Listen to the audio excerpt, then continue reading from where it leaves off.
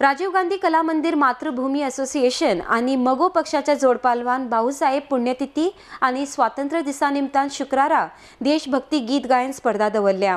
हातूंत सुमार 30 जाण वांटो घेतले अशी माहिती फोंडेचे आमदार लव मामलेदार हांणी दिल्या। RDX खातीर पणजेच्यान गौतम शिरोडकार। राजीव गांधी कला मंदिर,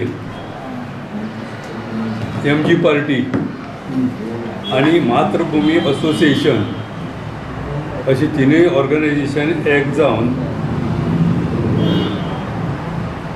परां 12 तारखेक भाऊसाहेबाची पुण्यतिथी 15 ऑगस्टाक आमचो इंडिपेंडन्स डे ह्या दोनी